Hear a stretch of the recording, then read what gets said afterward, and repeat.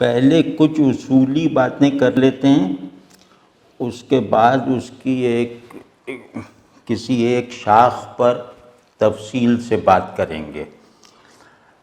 وہ یہ ہے کہ اسلام میں حکمت بمعنی فلسفہ، ایسا فلسفہ جس میں میٹا فزکس اور اخلاقیات شامل ہوں، ہماری روایت میں حکمت اسے کہتے ہیں، اور جس میں عقل کا کردار معاونت کا ہو، مرکزی نہ ہو۔ تو ان معنوں میں ہماری جو فلسفیانہ ہمارے یہاں جو فلسفے کی روایت ہے، وہ ویسے تو یونانی روایت کی توسیع ہی ہے، لیکن ہمارے مفکرین کا کمال یا یہ کہیں کہ ان کی کنٹریبیوشن یہ ہے فلسفے میں، مطلب کسی لوکل فلسفے میں نہیں بلکہ فلسفے کی مجموعی روایت میں، وہ یہ ہے کہ پیڑ تو یہ یونان سے لے کر آئے، لیکن اس میں پھل اپنی زمین کے لگائے، تو اس پیڑ کو اپنی زمین میں اگایا اور پھر اس پہ پھل بھی وہ آئے جو یونان میں نہیں ہوتے۔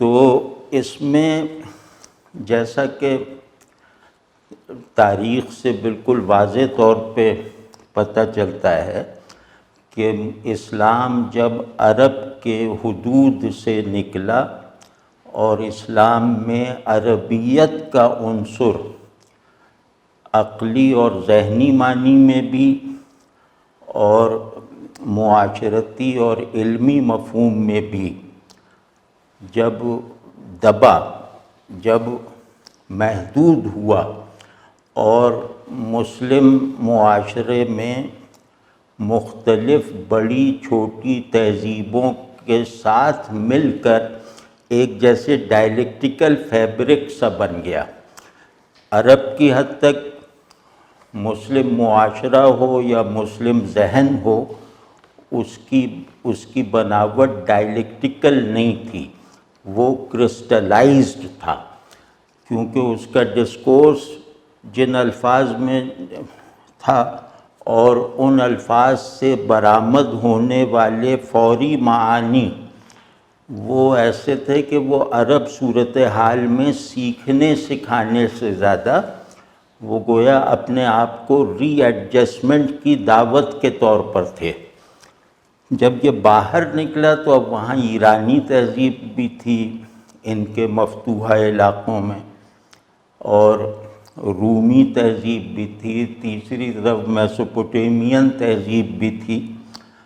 تو اب ظاہر ہے کہ وہ سب تہذیبیں مفتوح ہو کر گونگی نہیں ہو گئی تھیں، بلکہ وہ زیادہ متحرک ہوئیں اپنی ذہنی اور تہذیبی اقدار کی حفاظت میں، یا اسلام قبول کر لینے کے بعد بھی اپنی تہذیبی روایت، اپنے تہذیبی پرسپیکٹو، اپنے فلاسفیکل تناظر سے دین کو دیکھ کر گویا اس قبول کیے ہوئے دین کو فاتحین سے زیادہ اپنی تحویل میں لانا، تو اس میں وہ کامیاب ہوئے۔ اور تو عباسی دور میں، اب یہ میں ٹکڑوں میں کر رہا ہوں کہ مجھے ڈر لگا ہے 40 منٹ میرا خیال ہے کم ہے، تو اس میں یہ ہوا کہ جب وہ عیسائیوں نے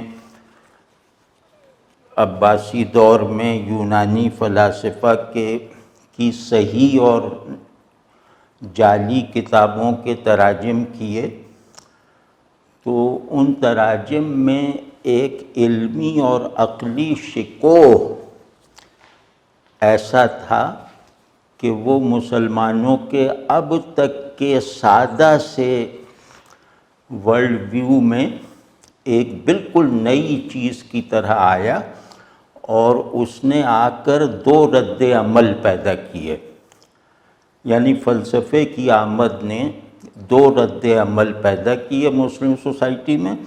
ایک سوسائٹی جو ابھی عربیت سے جڑی ہوئی تھی اس میں عدم تحفظ کا احساس پیدا کیا، دین کی پیورٹی کو خطرہ انہیں محسوس ہوا، لیکن دوسری طرف جو اکثریت تھی اس نے اس کو جو ہے وہ دین کے فہم میں، عقائد کی عقلی توجیہ میں ایک بڑی قوت کے طور پہ قبول کیا۔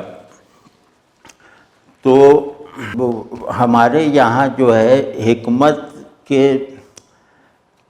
سوائے ایک کے تمام سکولز جو ہیں وہ اصل میں یونانی ہی روایت کی توسیع ہیں، اور اس میں بعض بہت بامعنی اضافے ہیں، اور یونانی فلسفے کے اصول کو نئے مصداقات فراہم کیے گئے۔ فلسفے کو غلبے کے باوجود حقیقت کے حوالے سے یونان میں جو ناکامیاں درپیش تھیں، مسلم ورلڈ میں آ کر ان ناکامیوں کا ازالہ ہو گیا۔ تو یہ سب مطلب بڑی باتیں ہیں۔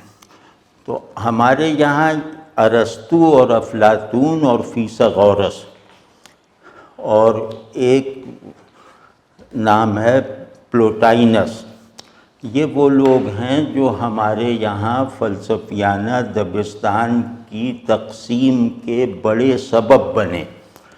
مطلب مشائیہ ہیں وہ ارسطو کے ہیں، اشراقی ہیں وہ افلاطون کی روایت میں ہیں، پھر حکمت متعالیہ ہے وہ جیسے افلاطون ارسطو سب کو جمع کرتی ہے اور اوریجنل عناصر پیدا کرتی ہے، اور پھر باطنیہ ہیں جو پلوٹائنس وغیرہ سے نکلے۔ تو لیکن ان سب میں اب بات کا سرا اس وقت میرے ہاتھ میں آیا، ان سب میں جو بہت قابل غور بات ہے وہ یہ ہے کہ مسلمانوں میں فلسفہ جو ہے وہ یونانیوں کی طرح بیرونی پن میں نہیں تھا۔ مطلب وہ ان کے یہاں آنٹولوجی بھی ایک باہر موجود آرڈر کی طرح تھی یونانیوں میں۔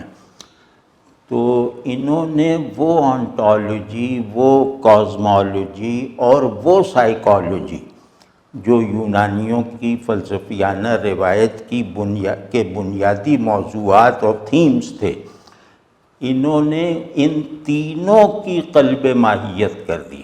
کازمولوجی پہ مسلم مفکروں نے کم کلام کیا، لیکن علم الوجود میں اور علم الانسان یا علم النفس میں جو کارنامے یہاں اس روایت میں انجام دیے گئے وہ غالباً یونانیوں کی مراد ہوں گے جو انہیں حاصل نہیں ہو سکے۔ تو مثال طور پہ فارابی نے سوکریٹس کی روایت کی اخلاقی جو تفصیلات ہیں، یعنی کہ جو ایتھکس جو ہے، فارابی نے اس کو جس کمال کے ساتھ معاشرے اور ریاست اور فرد تینوں کے لیے ایک جیسے اوریجن آف بینگ بنا کے دکھایا ہے، وہ گریک ایتھکس میں نہیں ملتا۔ گریک ایتھکس آرگنائزیشن کا نام ہے، وہ بالکل آرگنائز کر دیتی ہے جیسے اب ویسٹ ہے۔ تو یہاں جو ہے یہ انسان کے اخلاقی وجود کی توسیع کا عمل ہے اور انسان کے اخلاقی شعور کی پروڈکٹیوٹی کا ذریعہ ہے۔ تو یہ فارابی ہیں۔ مثال طور پہ ہمارے یہاں اخلاق پہ بہت کتابیں لکھی گئیں، اخلاق جلالی، اور بھی بہت سارے، غزالی نے بہت کام کیا۔ تو ان سب کاموں کی فلسفیانہ ورث بہت ہے، لیکن ان کاموں میں فلسفیانہ اصطلاحات نہ ہونے کے برابر ہیں۔ تو اس سے یہ پتہ چلتا ہے کہ مسلم روایت ایتھکس میں اور ایتھکس کی دیگر برانچز میں جو ہے وہ ایک طرح کا اوریجنل ڈسکورس بنانے میں کامیاب رہی، اور وہ بنانے کا سارا عمل جو ہے وہ دینی روایت کے تحت کیا گیا، لیکن اس کی فلسفیانہ وقت بھی بہت ہے۔ جو سائیکالوجی ہے، جس کے مطلب وہاں بڑے امام فیثاغورس وغیرہ ہیں، خود افلاطون، تو اس میں ابو علی سینا، جس کو ہمارے یہاں معلم ثانی کہا گیا، نہیں معلم ثالث شاید، بہرحال بڑی حیثیت سے مانا گیا، ابو علی سینا نے جو علم النفس پر کام کیا ہے، ابو علی سینا نے جو عقل کا تجزیہ کیا ہے، ابو علی سینا نے ذہن کو اپنی کلیت کے ساتھ وجود محض سے کورسپونڈ کرنے کے جو راستے دکھائے ہیں، یہ یونانی فلسفے میں نہیں ہیں۔ تو اور مطلب یونانی فلسفے سے استفادے کے تو نتائج ہیں، لیکن ان موضوعات پر ایسا کام یونانی فلسفے میں اتنی جامعیت کے ساتھ نہیں ملتا۔ تو اسی طرح ابن رشد ہیں، ابو علی سینا کا کمال یہ ہے کہ اس نے دو بہت بڑے تقدیری سوالات کو اپنا موضوع بنایا اور اس کے ایک ایک جز پر تفصیلی کلام کیا، تفصیلی اور بہت کلینکل انداز کا کلام کیا کہ علم کیا ہے، وجود کیا ہے۔ تو ان دونوں پر جو ان کا کلام ہے، اگر مثال کے طور پر اسے یہ کانٹ وغیرہ کے ساتھ رکھ کے دیکھا جائے تو زیادہ شرمندگی نہیں ہوگی۔ تو ایک تو یہ کہ ابن رشد تک ہماری روایت کا ایک ابتدائی فیز چلا، اس میں ہم نے فلسفیانہ طرز فکر اور فلسفے کے مستقل سوالات کو اپنے شعور کی روشنی میں، اپنے مقاصد کی ماتحتی میں ڈیفائن کر کے دکھایا تفصیل کے ساتھ۔ اب اس کے بعد جب ابن رشد کے بعد والا جو دور ہے، اس میں 3 آدمی ایسے ہیں جن کو کہا جا سکتا ہے کہ ان پر سے یونانی اثرات بڑی حد تک زائل ہو گئے۔ وہ ہیں شہاب الدین سہروردی مقتول، حکمت الاشراق والے، جو اشراقی کہلاتا ہے ان کا اسکول۔ تو اس کا بنیادی مقدمہ یہ تھا کہ ذات یا ماہیت یہ وجود سے پہلے ہے۔ یونانی فلسفہ بھی یہی تھا کہ آئیڈیا پہلے ہے، بینگ بعد میں ہے، لیکن وہاں آئیڈیا ہے، یہاں ذات ہے۔ تو اس حد تک تو وہ افلاطون سے متاثر تھے اور خود کو افلاطون کا شاگرد بھی کہتے تھے، لیکن جس طرح کی لاجک یعنی عرفان فلسفے میں مشترک استدلال کو پیدا کرنے والی جیسی لاجک سہروردی مقتول نے بنائی ہے، وہ ویسی ہی مہارت کے ساتھ ہے جیسے مثال طور پہ ویٹگنسٹائن کے اصول منطقی۔ تو ایک وہ کام، تو اشراق جو تھا، اشراقی فلسفہ، وہ اس غرض سے تھا کہ وہ عرفان اور فلسفے کے درمیان فاصلے کو کم کرے یا ختم کرے، اور اس میں انہوں نے اپنی کم عمری میں ہی بہت بڑی کامیابی حاصل کر کے دکھا دی، اور یہ صورتحال ہو گئی کہ فلسفی کو عرفانیات پڑھنی لازمی ہو گئی، اور عارفوں کو فلسفیانہ اصطلاحات اور فلسفیانہ مباحث کی جیسے پابندی کرنی پڑی، تو ان کا جو بنیادی وہ تھا وہ یہ تھا کہ حقیقت سے میرا تعلق، یعنی حقیقت سے شعور کا تعلق حضور کی شکل میں ہے، فہم کی صورت میں نہیں ہے۔ اب یہ بہت اوریجنل بات ہے کہ حقیقت جو ہے وہ ذہن کا موضوع نہیں ہے، حقیقت اظہار اور ادراک کے جو جبری قاعدے ضابطے ہیں، نفی اور اس بات کے جو مجبوریاں ہیں، ان سب سے الگ ہو کر ایک آزاد ماحول میں اپنی پریزنس کو اس طرح شعور کے لیے ایکسپیرینسیبل اور جو مطلب یہ کہ آپ کے اندر ماننے کی صلاحیت میں عقلی طمانینت پیدا کرنے کا سامان فراہم کرتی ہے، وہ سمجھنے کی کوششوں کے دائرے میں نہیں آتا۔ یہ بہت بڑی کنٹریبیوشن ہے کہ پریزنس انڈرسٹینڈنگ سے بہت بڑی ہے۔ تو یہ ان کا کام تھا۔ تو یہ ملا صدرہ جن کا نام ابھی میں ذکر کرنے والا تھا کہ ملا صدرہ ان کے استاد میر باقر داماد، یہ دونوں پہلے سہروردی کے اسکول میں تھے، جس کو کہتے ہیں اصالت ماہیت کا دبستان، یعنی پرنسپیلٹی آف کوئڈٹی، اس کا اسکول۔ لیکن بعد میں یہ لوگ وہاں سے نکل گئے اور یہ پھر اس طرف چلے گئے اصالت وجود کی طرف، یعنی کہ پرنسپیلٹی آف وہ کیا نام ہے ایگزسٹنس، یا بینگ نہیں بلکہ ایگزسٹنس کہنا تھے۔ تو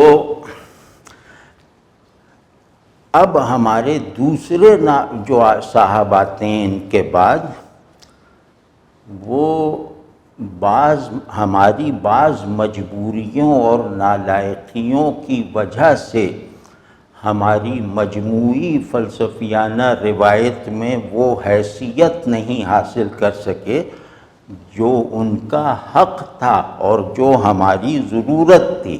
وہ تھے میر باقر داماد۔ میر باقر داماد وجود، ٹائم، بینگ اینڈ ٹائم کا جو ہے نا آج کل بہت وہ شورا ہے، تو بینگ اینڈ ٹائم کے موضوع کو جس باریکی کے ساتھ، جس گہرائی کے ساتھ اور جیسی اس کی اوریجنل پیچیدگی کو محسوس کرتے ہوئے سمجھنے سمجھانے کا کام جو ہے وہ میر باقر داماد نے کیا ہے، اس کی مثال دنیا کی کسی فلسفیانہ روایت میں نہیں ہے۔ تو لیکن یہ کہ وہ مشکل ذرا تھے، مشکل، جیسے ٹائم کے بارے میں انہوں نے پہلی مرتبہ فلاسفی آف میٹا فزکس کو ٹائم مطلب وقت سے مانوس کیا، ٹائم کی جگہ میٹا فزکس میں بنا کے دکھا دی۔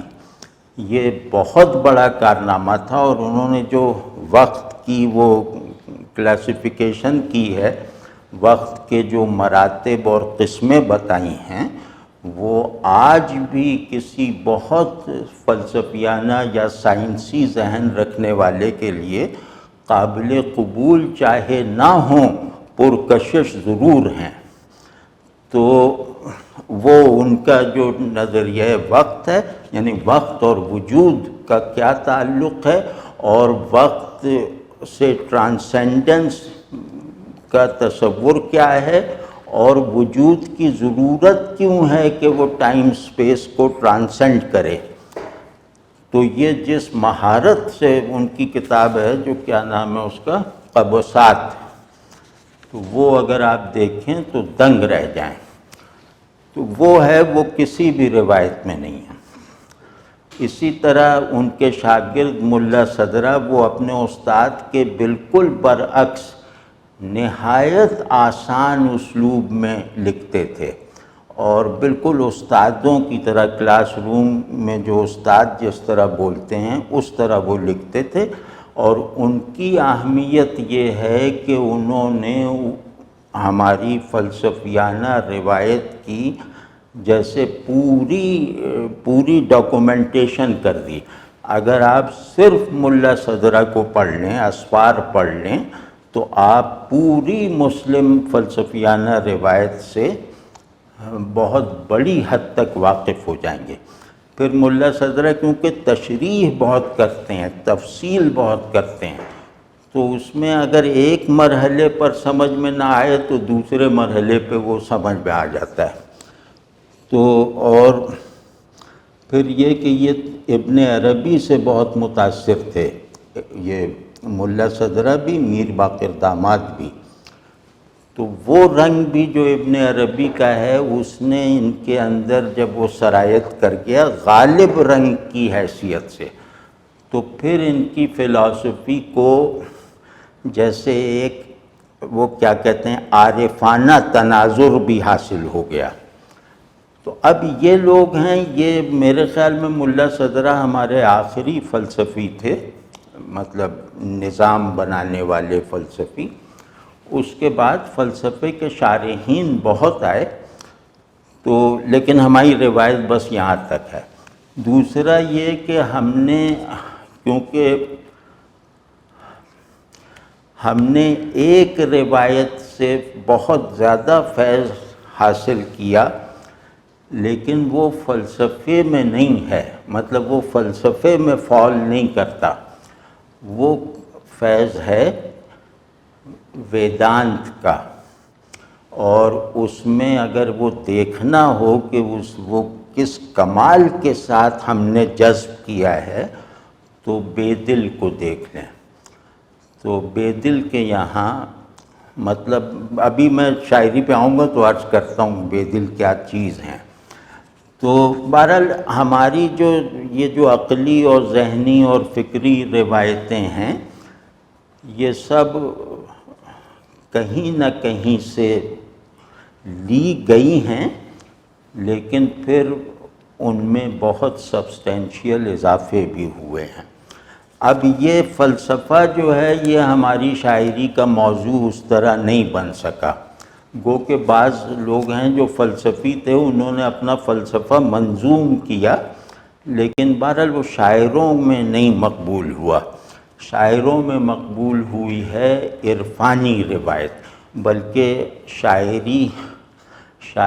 ہماری شاعری میں بڑائی کا اگر کوئی سب سے بڑا سبب اور معیار دیکھنا چاہے تو وہ عرفانی ہوگا، کہ اس کے یہاں اس کے پورے سیمینٹکس، اس کے تخیل سے پیدا ہونے والی امیجز، اس کی بنائی ہوئی تصویر میں اندیکھے پن کا کمیونیکیبل ہو جانا، یہ سب جو ہے یہ تصوف کے اثرات ہیں، یعنی تصوف عرفانی کے اور تصوف عشقی کے۔ تو ان میں کیا بڑی شرمندگی محسوس ہو رہی ہے مجھے اپنے آپ سے کہ بات جتنا کرنی تھی وہ کر نہیں پا رہا۔ تو بہرحال تو اب ہماری یعنی کہ فلسفیانہ روایتوں کا ایک حصہ ہماری کلامی روایت بھی ہے۔ اب کلامی روایت کو چھوڑ دیتے ہیں ورنہ 15-20 منٹ ہی رہ گئے ہیں۔ تو کلامی روایتوں میں فلسفے کو اپنا مخالف سمجھتے ہوئے عقل کا فلسفیانہ استعمال اس طرح کیا گیا ہے کہ عقل کی پیسیوٹی اس کی ایکٹیویٹی سے زیادہ بامانی، زیادہ لاجیکل، زیادہ حقیقی ہو جائے۔ تو یہ بہرحال کلام کا ہے، اس میں معتزلہ، اشاعرہ، ماتریدیہ، امامیہ اور ظاہریہ، ابن حزم والے، ان لوگوں کے بڑے بڑے کام ہیں، لیکن بہرحال اس کی اب تفصیل میں نہیں جاتے۔ اب اصل جو چیز ہے وہ عرفانی روایتیں ہیں، اور ہماری عرفانی روایت، عرفان کہتے ہیں خدا کو ماننے والا شعور کی دیگر فیکلٹیز پر جیسے حکومت کرنے لگے، غالب آ جائے، اور وہ ان کا جیسے مذہبی شعور میں شعور کی تمام فیکلٹیز جمع ہو کر جیسے ایک ہو جائیں، تو اب اس کے کانٹینٹ کو عرفان کہتے ہیں، مطلب فلسفیانہ اصطلاح میں۔ ورنہ ان لوگوں کی نظر میں تو عرفان وہ ہے جو انہیں حاصل ہوتا ہے اللہ کی طرف یکسوئی کے نتیجے میں۔ تو اب اس عرفانی روایت کے دو حصے ہیں، ایک حصے کو ہم اپنی آسانی کے لیے فلسفیانہ روایت کہہ لیتے ہیں، اور دوسری ہے عشقی روایت۔ تو عرفان جو ہے وہ یوں کہنا چاہیے کہ غیب کو اتنی شدت سے مانا جائے کہ وہ میرے لیے اپنے آپ کو بدلے بغیر ایک پریزنس بن جائے، بس یہ عرفانیات کا مستقل مسلمہ ہے۔ تو اب یہ جو غیب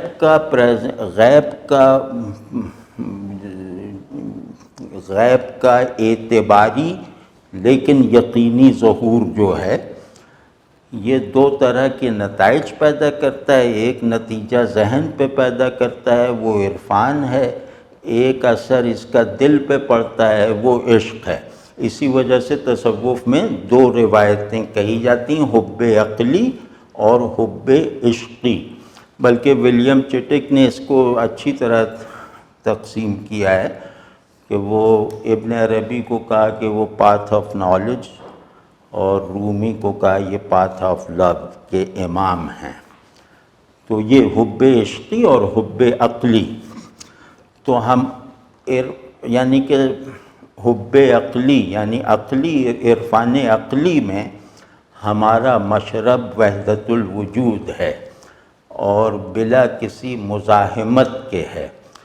وحدت الوجود کے بظاہر خلاف جو تحریریں اسی روایت میں نظر آتی ہیں، وہ اصل میں وحدت الوجود میں در آنے والی ملاوٹوں کو صاف کرنے کے لیے ہیں۔ وحدت وجود ہر عارف کا نظریہ ہے۔ اس وحدت وجود کے کئی جو ہیں وہ ورژنز ہیں۔ ایک جو سب سے معروف ہے وہ تو ظاہر ہے ابن عربی کا ہے، تو لیکن یہ کہ اس کے ساتھ ساتھ عبدالکریم الجیلی بھی ہیں، اور بھی بہت سے لوگ ہیں، حتیٰ کہ مولانا کے ہاں بھی، رومی کے ہاں بھی ہے۔ تو یہ وحدت الشہود کے الگ الگ شیڈز ہیں، لیکن وحدت الوجود کی پوری آنٹولوجی اور کازمولوجی اگر کسی نے بنائی ہے تو وہ ابن عربی ہیں ہمارے یہاں۔ اور یہاں گنجائش نکلتی ہے کہ میں یہ عرض کروں کہ کیونکہ ہم لوگ یہ سب کانٹیننٹ یعنی ہندی روایت جو ہے، اس میں وحدت الوجود کی اگر کہا جا سکے کہ وحدت الوجود مذہب کیسے بنتا ہے، ہمارے یہاں تو وحدت الوجود مسلک ہے نا، تعبیر ہے، لیکن یہ کہا جائے کہ وحدت الوجود کل دین، کل عرفان کی حیثیت اختیار کر لے، ایک بائنڈنگ چیز بن جائے جس سے باہر نکلنے کی کوئی کوشش کامیاب ہو ہی نہ سکے، تو وہ یہاں ہندوستان کا وحدت الوجود تھا۔ اور جو وحدت الوجود کی سب سے بلند صورت، سب سے مکمل صورت، اور مطلب یہ کہ وہ تمام میری وجودی احوال اور میرے شعوری تخیلات سب میں سرایت کر جانے والی صلاحیت، میری تہذیب میں ڈھلنے والی تضادات کو یکسر حل کر دینے والی قوت، یہ ہندوستان میں تھی، اور یہ ظاہر ان کی تو سب سے قدیم روایت ہے۔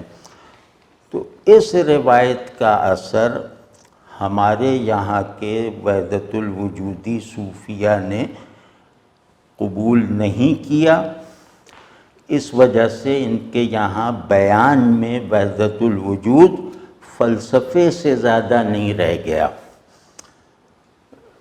لیکن ایک آدمی ایسا ہے جس نے اس روایت کو جیسے جذب کر لیا، وہ ہیں ابن عربی کے مسلک کے، لیکن انہوں نے ویدانتی معارف اور روایت کو جذب کر لیا، اور جذب اس طرح کیا کہ ہماری میٹا فزکس کہتی ہے کہ فارم کو توڑو، ہندو میٹا فزکس کہتی ہے کہ میننگ کو بھی ڈھا دو، کیونکہ وہاں حقیقت سپریم کانشسنس ہے، ایک پورا آرڈر ہے۔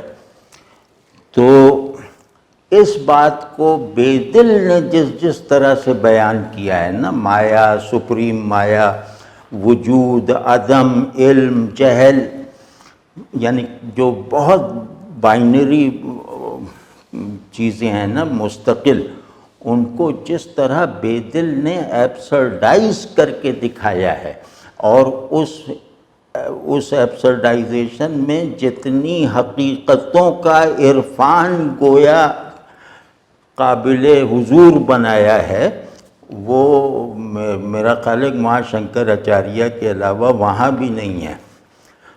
تو یہ یار بڑی بھائی 5-10 منٹ کا تو اضافہ کر ہی سکتے ہوں گے نا؟ ہاں بس ظاہر ہے یار، آپ مروت کریں گے کچھ۔ ہاں تو وہ ابھی بیدل کا میں عرض کرتا ہوں۔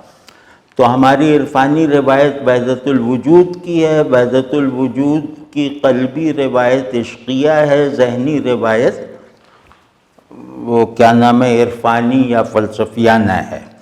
عرفانی روایت کے امام اعظم جو ہیں وہ ابن عربی ہیں، اور عشقی روایت کے سب سے بڑے آدمی رومی ہیں۔ رومی کا ایک امتیاز ہے جو ہمارے یہاں کسی کو نہیں حاصل ہوا، یا کہیں کم از کم مجھے دکھائی نہیں دیتا، وہ یہ ہے کہ یہ حکمت کی شاعری میں بھی سب سے بڑا نام ہے، یعنی حکمت اخلاقی اور حکمت نظری۔ حکمت کی شاعری میں بھی، شعر حکمت میں بھی ان کے برابر کوئی نظر نہیں آتا، یعنی مثنوی کے برابر کوئی چیز نہیں ہے۔ اور اسی طرح عاشقانہ روایت میں دیوان شمس کے قریب بھی کوئی چیز نہیں ہے۔ تو یہ رومی میں ایک عجیب طرح کا اجتماع ہے۔ تو باقی اخلاقی روایت، حکمت اخلاقی میں سنائی ہیں، عطار ہیں، سعدی ہیں، اور بہت سے لوگ ہیں، بڑے نام ہیں۔ اور عرفان نظری میں عراقی ہیں، وہ بڑے نام کی حیثیت رکھتے ہیں، احمد غزالی وغیرہ۔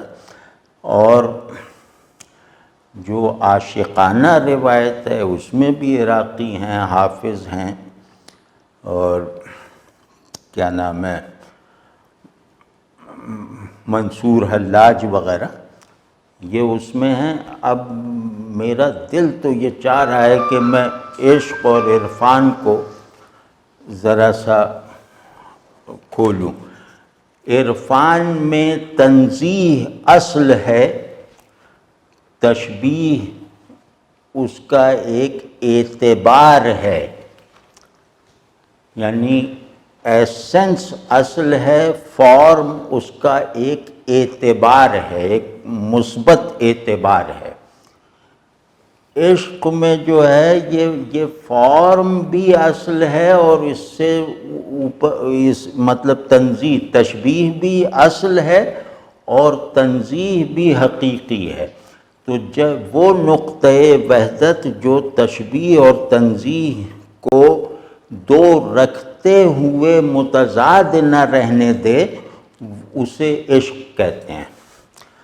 تو عشق مطلب جمال کی جہت سے ظاہر ہے، ذات کی جہت سے مخفی ہے، وغیرہ وغیرہ۔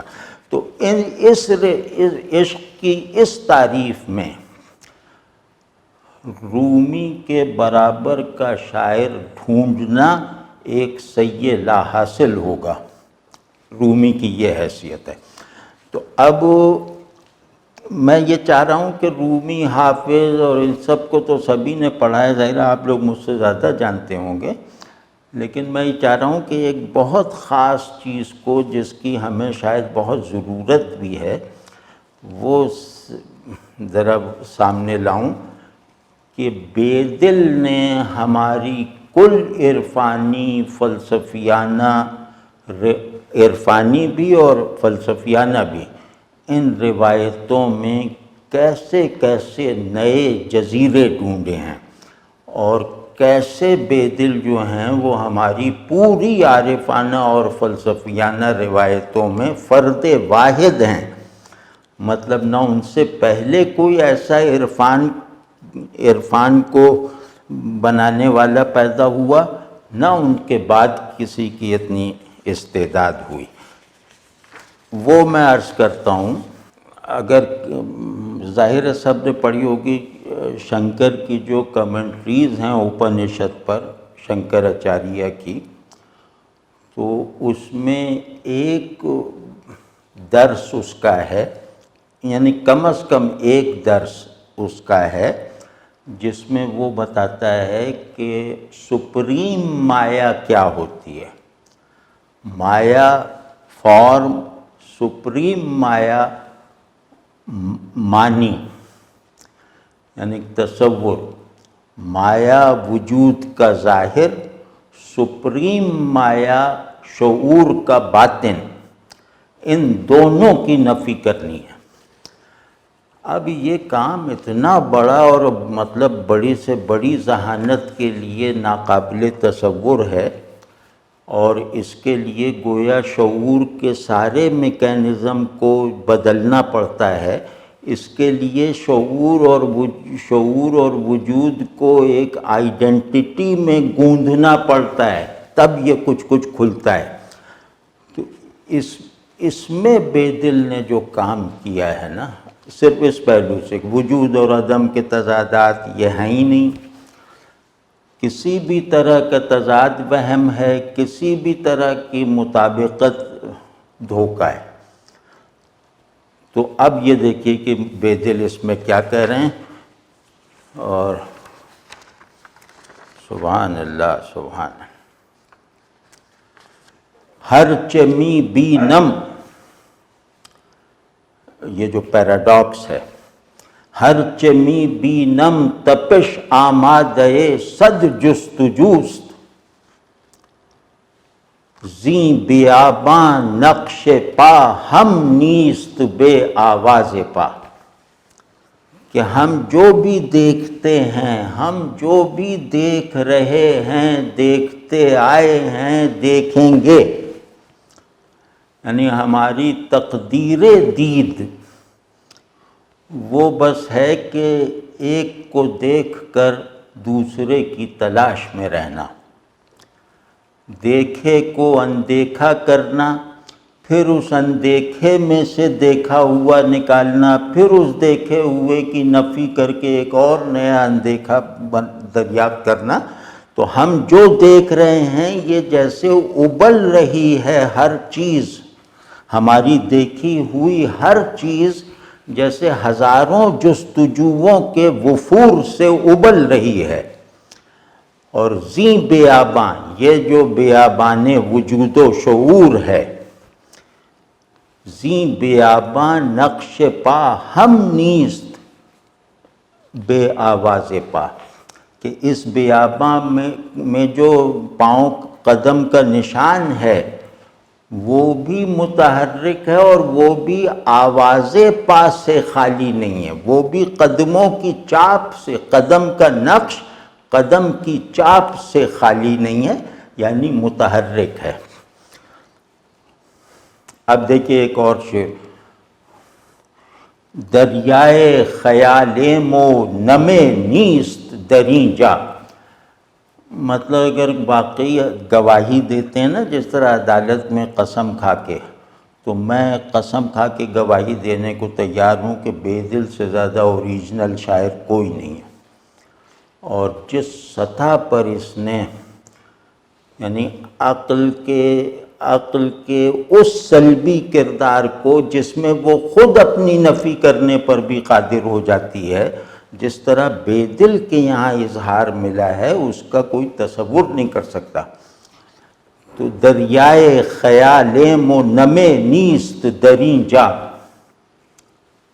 اب وہ پرشانت صاحب بیٹھے ہیں، وہ تو فارسی بالکل ایرانی لہجے میں بولتے ہیں، تو بھائی ہم نے تو ہندوستان میں سیکھی ہے فارسی۔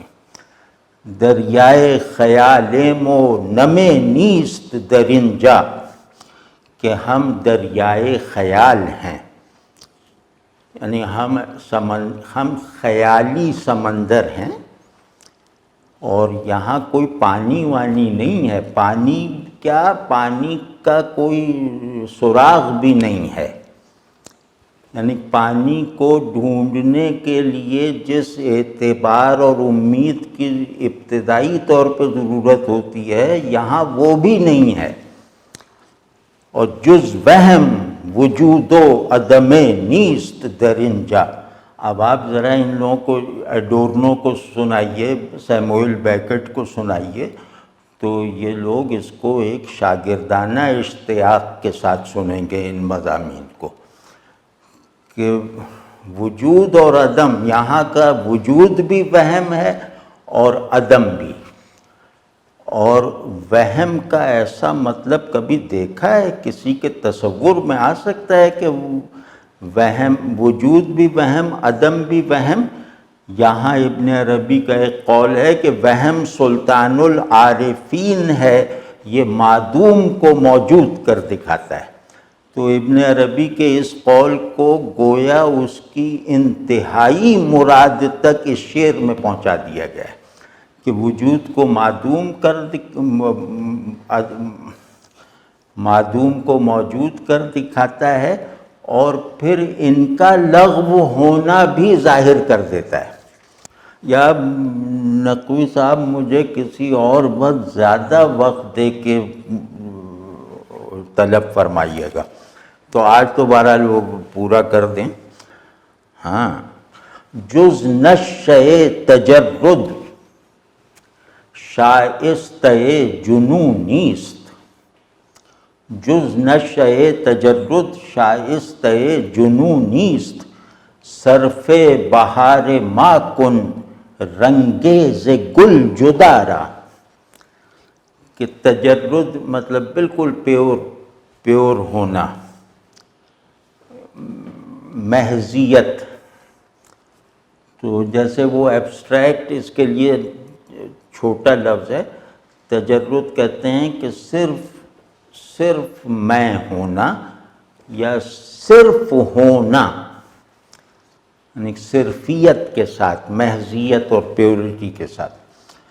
تو نشأ تجرد یعنی ہر چیز سے پاک ہو جانا، یہی، اس کے علاوہ کوئی چیز بھی جنوں کو قبول نہیں ہے۔ اگر تم جنوں یعنی حقیقت کا ماورائے شعور و وجود ایکسپیرینس حاصل کرنا چاہتے ہو، تو پھر تمہیں ہونے سے بھی پاک ہونا پڑے گا۔ اور صرف بہار ما کن رنگیز گل جدارا، کہ جو رنگ ابھی پھول تک نہیں پہنچا ہے، اسے ہماری بہار میں کھپا دو۔ اب یہ کتنا خوبصورت ہے، آپ ذرا غور کیجئے کہ معنی اور فارم کی معروف حدود کو توڑنے کے بعد چیزیں کتنی خوبصورت ہو جاتی ہیں، کتنی بامعنی ہو جاتی ہیں، اور کتنا جیسے اپنے ہونے پر اعتبار بڑھاتی بھی ہیں اور اس پر اعتماد کو گھٹا بھی دیتی ہیں۔ تو جناب یہ تھا، توڑ پھوڑ کے بس اتنا ہی کر سکتے تھے۔ تو اب اس میں ہوا یہ ہے کہ کیونکہ تصوف جو ہے عرفان میں بھی اور احوال میں بھی، یہ بنیادی ساخت میں جمالیاتی ہے، یعنی عرفان بھی اپنی ساخت میں جمالیاتی ہے، تو اس وجہ سے یہ روایت شاعری میں زیادہ مضبوطی اور زیادہ تاثیر کے ساتھ بیان ہوئی ہے پلین نثر کے مقابلے میں۔ تو وہ اس کے بہترین نمونے ہمارے یہاں گویا بکھرے پڑے ہیں، تو وہ ہر آدمی کی رسائی میں ہے، ہر آدمی کے شاید علم میں بھی ہے۔ تو بس جناب اب یہ 50 منٹ ہو گئے بس۔ حکمت خاص کر آج کی جو مطلب روایت ہے، حکمت پاکستان میں بر صغیر میں جہاں تک موجود ہے، اس کے درمیان اور بے دل کے درمیان کیا رشتہ ہے؟ مطلب ان کا کیا نسبت، ان کی کیا نسبت ہے اگر ہو تو؟ بے دل کی وجہ سے ایک بہت جیسے گہرائی میں جا کر ہم لوگوں کے اندر ایک ایسا شعور بیدار ہوا ہے جس کا احساس تو ہے، لیکن وہ جیسے خیال بننے سے ابھی دور ہے، اظہار میں آنے سے ابھی الگ ہے، لیکن وہ ہمارے مزاج میں داخل ہو گیا ہے۔ وہ مزاج ہے کہ چیزوں میں وحدت دیکھو اور اس وحدت کو بھی مطلب انکار کی بھینٹ چڑھا دو۔ تو یہ جو مسلسل ایک ٹرانسینڈنٹل ویو ہمارے اندر پیدا ہوئی ہے، اس میں یہ تو میں نہیں کہتا کہ یہ صرف بے دل کی وجہ سے ہوئی ہے، لیکن یہ اس میں بے دل کا یعنی اردو فارسی پڑھنے والوں میں بے دل کا بھی ایک کردار ہے۔ اور دوسرا یہ ہے کہ بے دل نے ہمیں ایک گھمنڈ میں بھی مبتلا کر دیا، وہ یہ کہ جو یہ لوگ کوئی جانتا ہے تو یہ جاننا واننا کیا ہے، یعنی کہ جن چیزوں کو جاننے پہ فخر کیا جاتا ہے ان فضیلت ان کے نہ جاننے میں ہے۔ تو پھر یہ اب ہم لوگ کا مزاج بن گیا ہے، اس میں بے دل کا بہت ہاتھ ہے۔ اچھا ہاں، بے دل کا اثر ایک اور میں وہ غالب کے یہاں بہت واضح ہے، اقبال کے یہاں بہت واضح ہے۔ تو بے دل کے شعری روایت میں دو یہ بڑے نام لیے جا سکتے ہیں، اور بے دل کو چھوڑ کر غالب میں زوال آیا ہے، کمال نہیں۔ یہ وحدانیت کا اور وحدت کا اور وننس کا جو کانسیپٹ ہے، یہ بہت ایک مشکل کانسیپٹ ہے۔ اس کے اوپر اگر آپ کچھ روشنی ڈال سکیں، ایک تو یہ کہ یہ وحدانیت ہے کیا، یہ وننس ہے کیا، اور پھر جو اسلامی جو فلسفہ ہے اس میں جو گریک فلسفی میں وننس کے اوپر جو بات کی گئی، اسپیشلی افلاطون میں بہت زیادہ بات کی گئی ہے وننس پر، تو اس میں کیا ریفائنمنٹ، کیا ایڈیشن، کیا بہتری آئی ہے وننس کے کانسیپٹ؟ شکریہ۔ جی اگر ہم نقطۂ آغاز افلاطون کو بنائیں وننس کو سمجھنے کے سلسلے میں اور اس کے آگے بڑھنے کی صورتیں دیکھنے کے لیے، تو افلاطون کے یہاں وننس ڈیوائن نہیں ہے، اور وننس ریشنل ہے، ایگزسٹینشیل نہیں ہے۔ تو وہ میٹافزکس میں افلاطون کا اسی وجہ سے کوئی زیادہ معاملہ نہیں ہے۔ پائتھاگورس کے ہاں وننس ایک ایکسپیرینسیبل، ایک اینٹیفائیبل آئیڈیا کی حیثیت رکھتی ہے۔ تو میں ذاتی طور پہ مجھے پائتھاگورس کا جتنا بھی دستیاب ہے، مجھے وہ لگتا ہے کہ وہ یونانی فکر کا سب سے بڑا آدمی تھا۔ گو کہ بہت تھوڑی چیزیں ہیں، وہ جو سمبلزم کا جو اس نے آغاز کیا ہے، وہ سمبلزم انسانی علم کی تقدیر ہے۔ مطلب یہ کہ شعور چیزوں کو سمبل کی حیثیت سے لیے بغیر ان کا نہ علم حاصل کر سکتا ہے، غلط یا صحیح دونوں طرح کا علم نہیں حاصل کر سکتا۔ تو خیر، اب اس میں جو پہلی بڑی پیش رفت ہوئی ہے وہ پلوٹائنس کے یہاں ہوئی ہے۔ پلوٹائنس نے وننس کو ایک ذات کی شکل میں دکھایا، دی ون، اور پھر اس وننس کو سبجیکٹ اور آبجیکٹ میں تقسیم کیا، یعنی ود اننس کے ساتھ، ود آؤٹنس کے ساتھ، وہ جو نفس اور عقل کی تقسیم کی ہے، تو وہ اس نے ایک نظام بنایا۔ اس کے پیرلل دوسری طرح نہیں، میں ابھی یونانی روایت ہی کے اثرات میں رہتے ہوئے عرض کر رہا ہوں، تو اس کے بعد جو اس پہ اس کام کی تکمیل ہوئی ہے، یعنی آئیڈیا آف وننس کی ایکچولائزیشن اور اینٹیفیکیشن، یہ ابن عربی نے کی ہے۔ ابن عربی نے وننس کو اعتبارات کا بھی مرکز بنا کے دکھایا، اور حقائق کا تو وہ مرکز ہے ہی۔ یعنی ابن عربی نے بتایا کہ اس بظاہر موجود اور در حقیقت معدوم عالم کثرت کو بھی وحدت کا پرسپیکٹیو اختیار کیے بغیر نہیں سمجھا جا سکتا۔ یہ جو کام ابن عربی کا ہے، اس کی نظیر یونانی روایت اور اس کی شاخوں میں یا پلوٹائنس کے ہاں نہیں ہے۔ تو دوسری طرف جو دو روایتیں الگ ہیں، وہ چینی روایت اور ہندی روایت، ویدانتی روایت، وہ تو بہت ترقی یافتہ ہیں۔ مطلب انہوں نے وننس کو ذہن کی ہر ورکنگ، انہوں نے احساسات کو ایسا بنانے میں گویا انتہائی کامیابی حاصل کی کہ ہم چیزوں کو محسوس کرنے میں بھی وننس کے دائرے میں رہیں، یعنی ہم چیزوں کو الگ الگ محسوس کرتے ہوئے انہیں ایک حسی سنتھیسس میں بھی تبدیل کرنے کے لائق ہو جائیں۔ یہ ہندوؤں کا بہت بڑا کارنامہ ہے، اور اسی وجہ سے ان کی وننس جو ہے، یعنی ویدانتی وننس جو ہے، وہ گو کہ بیانڈ وننس ہے، لیکن یہ کہ ان کی جتنی بھی پرسیویبل وننس ہے، وہ وننس اپنا انکار کرنا بھی لازم ٹھہراتی ہے اور اپنے کو ماننا بھی واجب بتاتی ہے۔ تو یہ جو ہے نا، یہ جو پیراڈاکسیکل پیٹرن ہے وننس کا، یہ ہماری روایتوں میں نہیں ہے، یہ وہاں ہے کہ ٹوٹل ٹرانسینڈنس اور آل ایمیننس یہ دو نہیں ہیں۔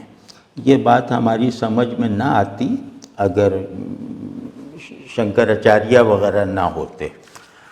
تو اب وننس ہے، یعنی جو موجودہ پرسپیکٹیو ہے وننس کا، یہ بہت ان ہیومن ہے، اور بہت زیادہ جیسے ہیڈ ماسٹر کی طرح طالب علموں کو جوڑا جا رہا ہے، وہ عجیب طرح کی ہے۔ تو مطلب یہ کہ اب ہم ڈی ہیومنائزیشن میں اتحاد ڈھونڈ رہے ہیں، تو یہ قابل ذکر نہیں ہے۔ آداب احمد جاوید صاحب، بہت شکریہ اس لیکچر کا۔ سوال یہ کہ آپ نے جو اشارہ کیا اور تھوڑا سا اس پہ ڈسکشن بھی ہوئی کہ جو مقامی شاعر ہیں، اور آپ نے پوربی کی بھی ریفرنس دی، تو کیا وجہ ہے کہ یہاں پہ ہمیں زیادہ جو ہندو فلسفی کی جو موومنٹس رہی ہیں، ٹرینڈز رہی ہیں، زیادہ اثر نہیں نظر آتا؟ تو کیا آپ کا خیال ہے کہ اپنی جو شاعر ہیں، اردو تو ہمیں پتہ کہ تھوڑا زیادہ پرشنائزڈ ہے، ٹھیک ہے، لیکن باقی جو مقامی زبانیں ہیں، تو کیا یہ شعراء اور یہ سارے جو تھنکرز ہیں، یہ ان کے لیے ایک جان بوجھ کے انہوں نے کچھ اس طرح رکھا کہ اپنا ایک بالکل بہت جدا رکھی چیز، یا ان کی اپنی انٹلیکچوئل ایمرجن ہی کم تھی اور یہاں پہ کمیونٹی بیسڈ رابطے اس طرح تھے؟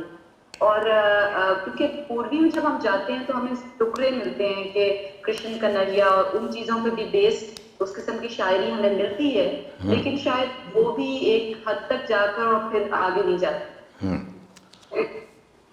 جی ہاں بالکل، آپ ہی نے صحیح تشخیص کی ہے کہ یہ ان کے بس سے باہر تھا۔ ایک وہ جو یونیورسیلٹی ہوتی ہے نا، وہ جو ہر آئیڈیا کو مکمل کرتی ہے، وہ یونیورسیلٹی مقامیت زدہ مزاج کی دسترس میں نہیں آتی، یا زبان میں اگر یونیورسیلٹی کی سہار نہ ہو تو وہ نہیں آتی۔ تو یہ ان کا یہی ہے، جیسے میں نے عرض کیا کہ جیسے شہری اور دیہاتی کا فرق ہے، شہری کو اگر آپ اچھا مان لیں تو شہری اور دیہاتی کا جو فرق ہے وہی سطح کا فرق ہے ان میں۔ لیکن ان میں جو بڑی بات ہے، جو ان کا مطلب ان کا بہت بڑا کردار ہے، وہ یہ ہے کہ انہوں نے زمین پہ چلنے والوں کو آسمان سے مانوس رکھا، یعنی آسمان کا علم تو نہیں فراہم کیا لیکن آسمان سے مانوس رکھا، آسمان کو ان کے لیے اجنبی نہ رہنے دیا۔ یہ بڑی بات ہے۔ تو میرا سوال دراصل بالکل سادہ سا ہے، اور وہ یہی کہ آپ کے خیال سے یہ جو فلسفیانہ خیالات، اور آپ نے بہت تفصیل میں اس کے بارے میں بات کی، we are talking about Greek philosophy and how it was appropriated and received in the Arabic world, تو آپ کے خیال سے شاعری میں اس کو اکوموڈیٹ کیا ہی نہیں جا سکتا تھا، یا لوگوں نے کیا نہیں؟ نہیں، میرا خیال ہے کہ کیا تو جا سکتا تھا اور کیا بھی گیا ہے۔ مطلب اووڈ وغیرہ فلسفی شاعر ہیں، خود بے دل فلسفی شاعر ہیں، اقبال کے ہاں ہوا ہے فلسفہ ورصفائی، تو کیا تو جا سکتا تھا لیکن اس میں وہ آزادی نہیں محسوس ہوتی، تخلیقی آزادی فلسفیانہ خیالات میں نہیں ہوتی، اس میں منطق وغیرہ کا اتنا غلبہ ہوتا ہے، فکسٹی آف میننگ اتنی زیادہ مسلط ہوتی ہے کہ اس میں شاعر جو ہے وہ اپنی آزادی کو بروئے کار نہیں لا پاتا، اور اس کے ذہن پر بس یہ سوال رہتا ہے کہ کہیں بات غلط نہ ہو جائے، کہیں کوئی تصور غلط بیان نہ ہو جائے۔ تو پھر اس وجہ سے ان لوگوں کی توجہ نہیں ہوئی، ورنہ فلسفیانہ شاعری تو بہت ہوئی ہے، یعنی فلسفہ شعر میں بھی بیان ہوا ہے۔ بعض قدیم فلسفی ایسے ہیں، یا شاید ہر روایت میں ہیں، جن کا فلسفہ منظوم ہے۔ جاوید صاحب، میں بھی ایک سوال کرنا چاہتا تھا، پھر دوسروں کے بھی سوال لیتا ہوں۔ جی وہ انشاءاللہ۔ یہ اخلاقیات جس پر آپ نے پہلے حصے میں کافی زور دیا، اخلاقیات کی جو اہمیت رہی اسلامی ریسیپشن میں، یونانی فلسفے کی اسلامی ریسیپشن میں، اخلاقیات پر آپ نے، اخلاقیات اور میٹا فزکس میں، اخلاقیات اور مابعد الطبیعیات میں ذرا جو رشتہ ہے اس کے بارے میں کچھ گفتگو کریے گا۔ ہاں، وہ مذہب بناتا ہے، یہ جو کسی مذہبی روایت کے بغیر اخلاق اور مابعد الطبیعیات میں ربط نہیں ہے، مطلب ان دونوں کو ایک دوسرے کی ضرورت نہیں ہے، وہ ریلیجن آ کے بناتا ہے ان دونوں کے درمیان برج۔ تو اخلاق جو ہے نا، اخلاق جو ہے وہ تعلق کا علم اور صلاحیت ہے، اخلاق جیسے تعلق کا علم ہے۔ تو اب تعلق کی آپ ہاریزنٹیلٹی میں اگر رہتے ہیں کہ تعلق صرف محسوس چیزوں سے ہے، تو وہاں بھی اخلاق درکار ہے ایک نوعیت کا، کیونکہ دو آدمیوں کے بیچ میں تعلق کا وسیلہ اخلاق ہے یا نتیجہ اخلاق ہے۔ لیکن اگر آپ کا تعلق جو ہے وہ خدا اور بندے کی حیثیت بھی رکھتا ہے تو اب یہاں میٹا فزکس آ جائے گی۔ جیسے افلاطون نے بھی اخلاق کو میٹا فزیکلائز کیا ہے، وہ آئیڈیا، اور اس میں کہ سب سے اونچا آئیڈیا جو ہے، اس کے کیا 6-7 آئیڈیاز ہیں نا، ان میں سب سے بلند اور سپریم آئیڈیا جو ہے وہ گڈنس ہے، ورچو ہے، تو وہ اخلاق کو ریلیٹ کرتا ہے۔ لیکن یہ کہ عام طور پہ اس کے سوا کوئی صورت نہیں ہے اخلاق اور میٹا فزکس کے درمیان، مذہب کے علاوہ کوئی صورت نہیں۔ اسی سلسلے میں جو ہماری منڈے کو جو گفتگو ہو رہی تھی اسد سے، اور اس میں یہ اس بات پر بحث ہو رہی تھی کہ یعنی اس زوال کے دو بنیادی اسباب ہیں۔ ایک تو یہ ہے کہ جو 18ویں صدی سے جو اسلامک ریفارم کا جو سلسلہ جو شروع ہوا یعنی شاہ ولی اللہ کے بعد، جو کہ ایک طرح سے وہ اندرونی وہ سبب ہے، اور جو بیرونی سبب وہ ہے اس کو جو کہا جاتا ہے کولونیل ایپسٹیمیسائڈ، کہ جو بنیادی انسٹیٹیوشنز تھے، جو خزائن تھے، جو مکتبات وغیرہ تھے، ان کو بالکل جو منہدم کیا گیا تھا اور جو لوٹا گیا تھا، تو اس کا بھی بہت اثر تھا۔ تو اس کا خاص طور پہ معقولات میں بہت اثر تھا، منطق پر، حکمت پر وغیرہ۔ تو یہ جو دو اسباب ہیں بہت ہی ضروری ہیں کو مد نظر۔ ہاں یہ تو ہیں، لیکن میرے خیال میں اس سے بڑا سبب ہے کہ یہ ریلیونٹ نہیں رہے۔ ہمارا فلسفیانہ ذہن مدرسانہ اور مکتبی تھا، وہ فلسفیانہ مسائل کو کے اطلاقات کا پورا شعور نہیں رکھتا تھا، تو وہ تصور اور تصدیق کے نظام میں کمزور تھا۔ دوسرے یہ کہ وہ چیلنجز قبول نہیں کرتا تھا، اور اپنے ورلڈ ویو کی تردید میں کار فرما ذہنی اور عقلی قوتوں کو نظر انداز کر دینے کا عادی تھا، انہیں فیس نہیں کرتا تھا۔ اب دیکھیں نا قاضی مبارک وغیرہ کھڑے ہوئے نا، وہ نہیں قاضی مبارک کہہ رہے ہیں، وہ کون تھا، وہ جو اکبر کے تھے، اب ارے ملا کیا فیضی اور ابو الفضل کے والد صاحب، تو اب یہ لوگ شیخ مبارک ہاں ناگوری، ہاں تو یہ لوگ کھڑے ہوئے تو سب معقولی دنگ رہ گئے، کسی سے کوئی جواب نہیں آیا۔ تو ہم جواب طاقت سے دیتے ہیں، اور مطلب یہ کہ علم کو اپنے اندر بلا سوال کے پروان چڑھانا چاہتے ہیں، تو یہ پھر نہیں ہوتا یہ سب۔ ایک بہت محدود دائرے میں وہ پورفائری کی جو عیسیٰ غوجی ہے اس کا اثر رہا ہے، تو وہ جو کلیات خمس ہیں نا، 5 یونیورسلز، ان کا اثر تو رہا ہے، لیکن پھر تجربے سے پتہ چلا کہ میٹافزیکل مباحث میں حقائق کے ساتھ کورسپونڈ کرنے میں لاجک مفید نہیں ہے بلکہ رکاوٹ ہے۔ اور رکاوٹ کا مطلب یہ ہے کہ میں اپنے فہم کی شرطوں کو حقیقت پر مسلط کرتا ہوں، یعنی میں حقیقت کو سکیڑ کر اپنی سطح فہم کا قیدی بناتا ہوں۔ لاجک کسے کہتے ہیں؟ لاجک جو ہے وہ آپ کا خود ساختہ ایک قانون ہے کہ یہ صحیح ہے اور یہ غلط ہے، تو یہ مطلب ایک دھوکہ بھی ہے۔ تو اس وجہ سے ہمارے یہاں لاجک اور میٹا فزکس کا تعلق نہیں رہا، اور اس کے ساتھ ساتھ ہمارے یہاں میٹا فزکس فلسفیانہ کانسیپٹس کی طرح نہیں ہے۔ ہمارے یہاں میٹا فزکس جو ہے وہ جیسے اللہ کو ماننے کی ضرورت ہے، تو اس میں بھی منطق کی ضرورت نہیں پڑی، مطلب ہمارے جو میٹا فزیشین تھے۔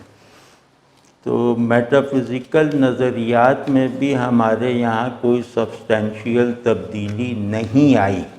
تو اور ویسے بھی جو روایتیں ہیں جو وحی یا کسی ڈیوائن اس سے رابطے سے پیدا ہوئی ہیں، ان کے بنیادی عقائد اور تصورات میں تبدیلی نہیں آتی، ان عقائد کی تفصیلات میں تبدیلی آتی ہے۔ تو ہمارے یہاں نہیں ہے، مطلب مسلمانوں کے یہاں نہیں ہے، اور مسلمانوں کے یہاں منطق جو ہے وہ پھر اصول فقہ والوں کے قبضے میں چلی گئی تھی۔ یہ جو فقہ پڑھتے ہیں، مناظرے کی کتابیں پڑھتے ہیں، بحث کرنا سیکھتے ہیں، یہ اس طرف ان لوگوں کے کام آئی، صوفیوں کو نہیں، منطق سے کوئی، صوفیوں کو بھی نہیں اور غالباً فلسفیوں کو بھی نہیں۔ السلام علیکم ورحمۃ اللہ۔ وعلیکم بہت شکریہ السلام احمد جاوید صاحب ورحمۃ آپ کا اللہ اور وبرکاتہ۔ تمام لوگوں کا جنہوں نے یہ لیکچر ممکن بنایا۔ میرا سوال کچھ تاریخی نوعیت کا ہی تھا، اور کچھ تو اس پہ پہلے ہی بات ہو چکی ہے آپ نے شراز کے سوال کے جواب میں، اور پھر ڈاکٹر سجاد رضوی نے دی، اور وہ اسی سے متعلق ہے کہ جو دو روایتوں کی جن کی ہم گفتگو کر رہے ہیں، ایک فلسفے کی روایت اور ایک اس سے تھوڑی سی مختلف لیکن اس سے جڑی ہوئی بھی جو کہ شاعری کی روایت ہے، اس کو میرا تو سوال یہ تھا کہ علماء کے ہاں، علماء کے حلقے میں بالخصوص کب اور کیوں کر آپ کے خیال میں ان دونوں روایتیں زوال پذیر ہوئیں؟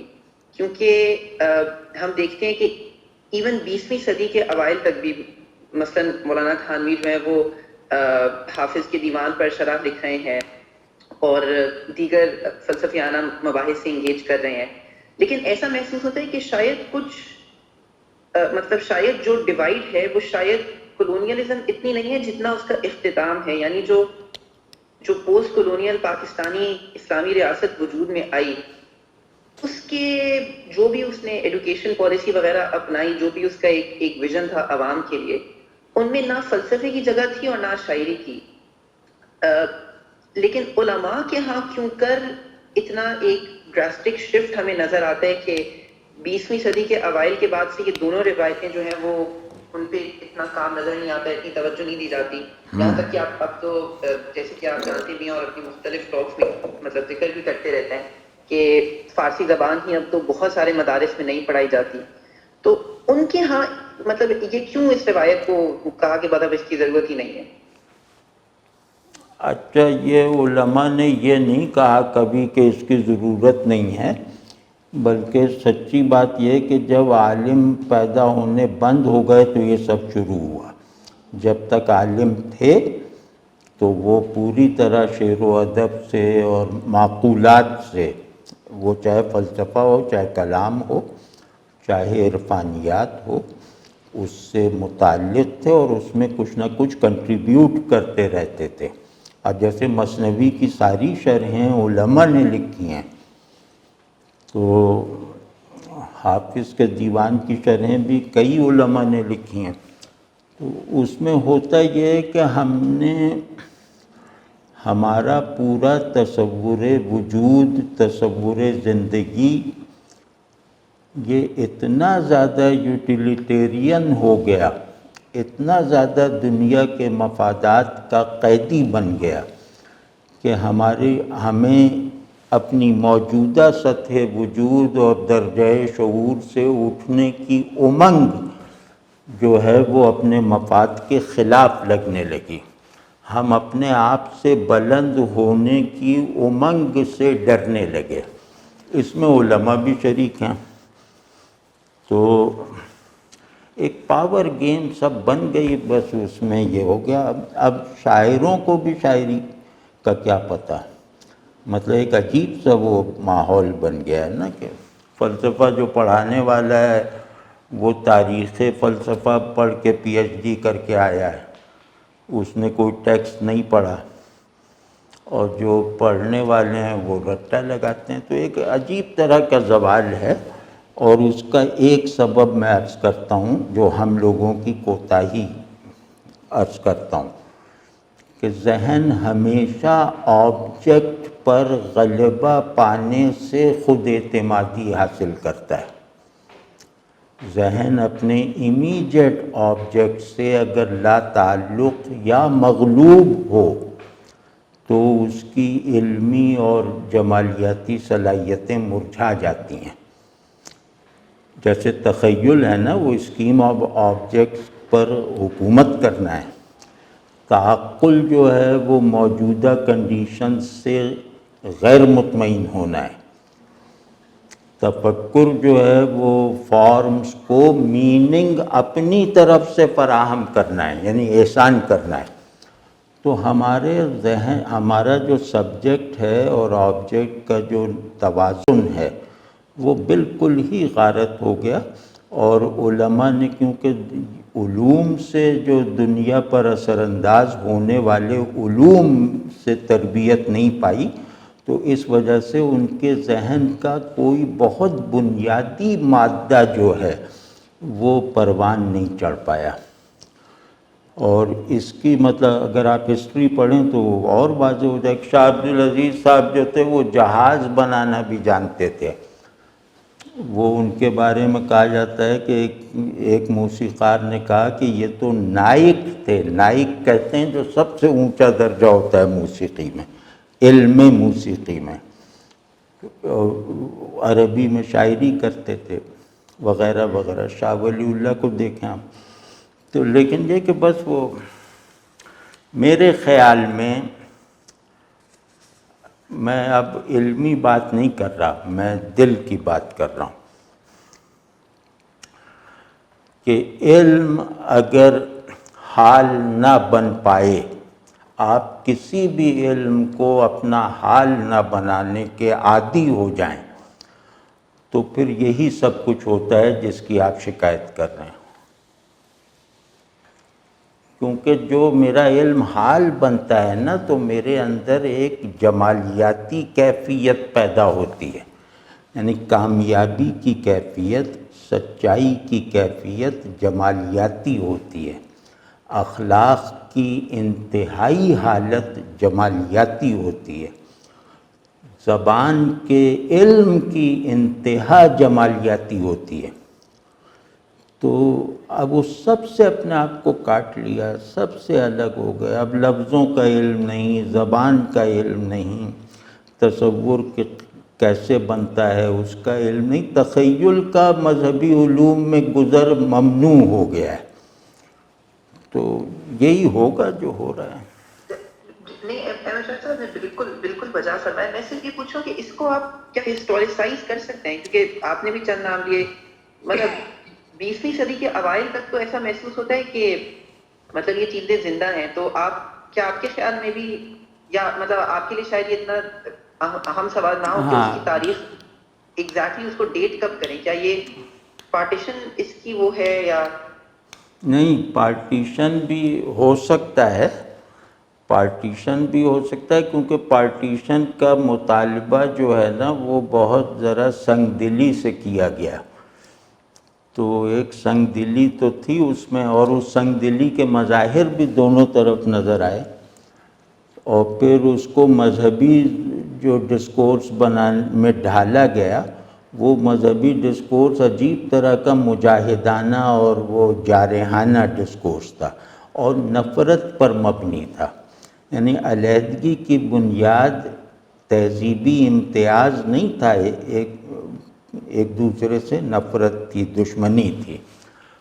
تو جو تہذیب نفرت کی بنیاد پر دولخت ہو، تو پھر جو اس کا ذمہ دار ہوتا ہے وہ بعض تہذیبی شعور کی بعض حالتوں سے محروم ہو جاتا ہے. یہ بھی ہے. اور دوسرے یہ کہ بہت زیادہ قانون پر ہم نے زور دیا نا، تو اب عالم بنتے ہیں سوالات سے. تو اب پبلک سوالات کیسے کرتی ہے؟ بس عالم اتنا ہی عالم ہوتا ہے پھر.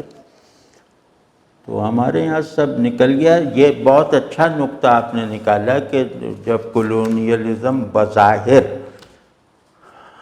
اپنی ایک صورت سے ہٹا، تو اس کے بعد جو ہے وہ بجائے اس کے کہ ہمارے اندر ایک آزادی کا احساس پیدا ہوتا، وہ آزادی کا احساس نہیں بلکہ ایک دوسرے سے الگ ہونے کی خواہش میں ڈل گیا، وہ ہے۔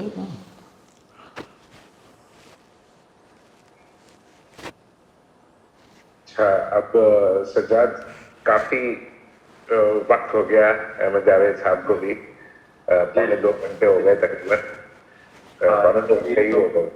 بہت بہت نوازش، لیکن بہت شکریہ آپ کا یار اتنا مجھے آدھا گھنٹہ اور بولنے کا موقع دے دیتے تو میں اپنی بات پوری کر لیتا۔ بہت وہ ہاں دیوانے شمس وغیرہ پہ کرتا، لیکن ہاں بہت اچھا، مجھے بہت اچھا لگا۔